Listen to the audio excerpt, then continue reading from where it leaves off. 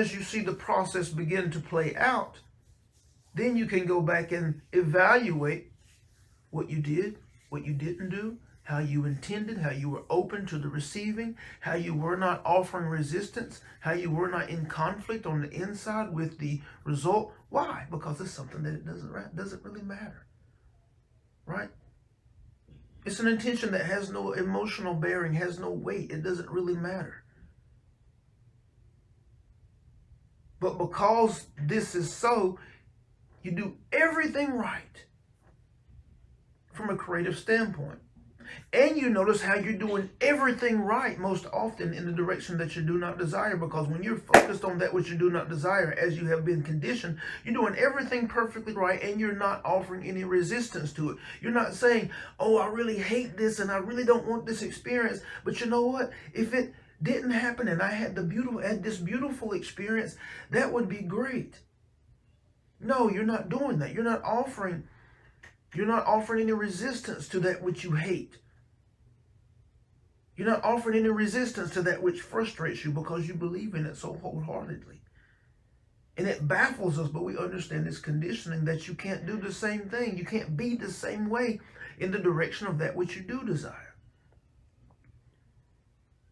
In your desire for abundance, in your desire for well-being, you say you want it, but you resist it because you believe more in its absence. You believe more in sickness. You believe more in lack and scarcity. But there are those on your planet who do not. There are those on your planet who believe in these ideas wholeheartedly, and it is their experience. But the majority of humanity believes in that which they do not desire, and they fight, and they build boundaries, and they argue, and they walk around, and they're frustrated, and they're anxious, and they're stressed because they're believing so much in that which they do not desire. And they offer no resistance to it by even fathoming. They could never even say out of their mouth, but you know what? I really enjoy my job and it's going to be beautiful. They don't offer that resistance to the hate and the frustration. They don't offer well-being resistance to their belief in sickness and dis-ease. They don't offer abundance resistance to their core belief in lack and scarcity.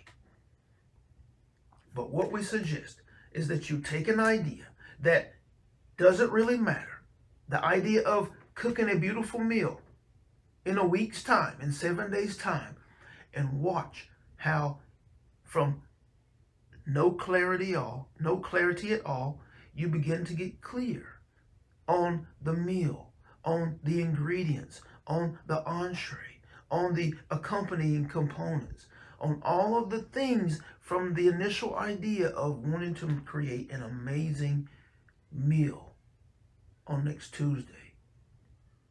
And watch how the idea begins to get clear. Watch how you feel about the creating, the expressing, and the enjoying of the experience.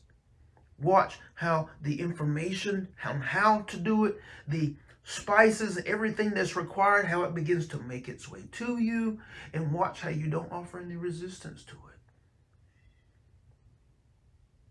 It's a beautiful process. It's an excellent process. It's a consistent process that you're constantly engaged in, and it is you who resist your desires. It is you who are not aware that you are firmly believing and having been conditioned to believe in that which you do not desire, and you give it more strength than you give it to that which you actually do desire. But you must understand the process. You must stand and know the process. See yourself in operation of the process with things that don't really matter.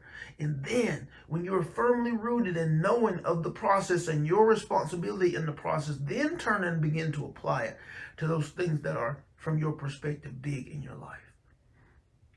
And do the exact same things. Be the exact same way. And watch how experience molds itself, oftentimes very quickly, when you're not offering any resistance, when you're not in conflict with that which you desire, because your truth is that which you desire.